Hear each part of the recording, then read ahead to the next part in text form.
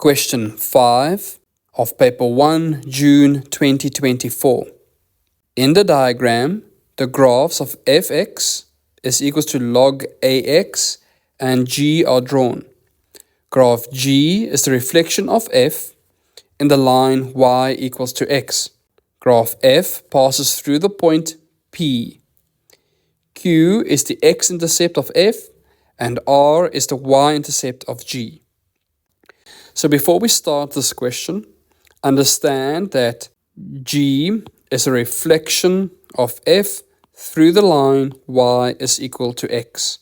So that means if I reflect this point over the line y equals to x, it will be reflected as 2 and 4. 5.1. Write down the coordinates of P prime, the image of P on G. And that is exactly what I just explained. P prime would be 2 and 4. It's because we're reflecting over the line y equals to x, it means that the x and y values would swap position. 5.2. Show that a is equals to 2. Now a is the base of our log. So for 5.2, we are given that fx is equals to log ax. Now we substitute the point of p, which is 4 and 2, into that equation. So y is equals to 2 log a and x is equal to 4. Now from the theory of logs, if I want to remove the log, I'll take the base of the log and I raise it to the power of 2, and that will be equal to 4. Now if I take the square root of that, it means that a is equal to 2. Now normally, when you take the square root, you would say plus minus, and you would consider plus minus 2 for the value of a. But if you remember the rules of logs, the base of the log, so that a value must always be bigger than 0. So I will not consider a equals to -2. 5.3.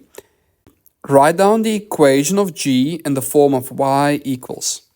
So if the equation of f is y equals to log 2x, then the equation of g would be y equals to 2 to the power of x.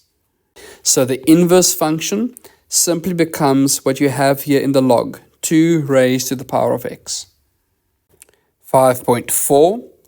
T is a point on f in the first quadrant where TR is parallel to the x-axis. Calculate the area of triangle RTP.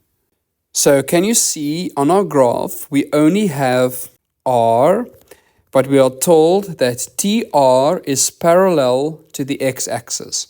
So imagine that there's a line going from R towards F and it meets F at T. So RT is parallel to the x-axis. And then the point T goes to the point P or P prime.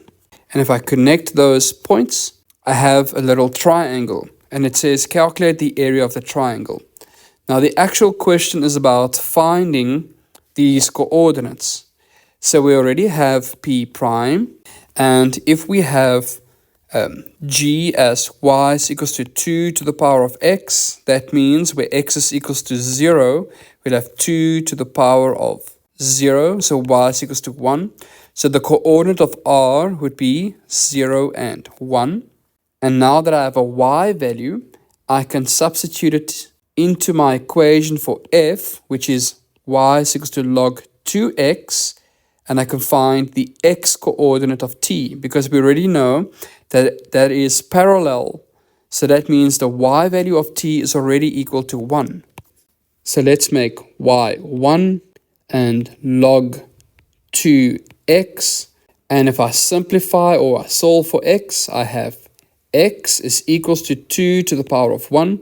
So therefore, the coordinates of t would be x is 2 and the y value is 1. And do you notice that This x coordinate is the same as p prime's coordinate. So that means that this line is parallel to the y-axis. So if this is parallel to the x-axis and that's parallel to the y-axis, this angle would be 90 degrees. And the height of this triangle is the difference of y values. So we'll have 4 minus 1, that is equal to 3. And the length of RT is 2 minus 0. So that is simply 2. Now, let us show all of these calculations for 5.4. So for 5.4, I would say R is 0, 1. Then to find T, what we did is we said y is equals to log 2x, and we made y equals to 1. So therefore x was equals to 2, therefore the coordinates of t is 2 and 1. And then we can say that RT is equals to 2 units and PT is equals to 3 units. Therefore, the area of triangle RTP prime is half of the base times the height, and that is 3 units squared. Thank you for watching. Remember to show your support by hitting the like button and subscribing to Mathenatic.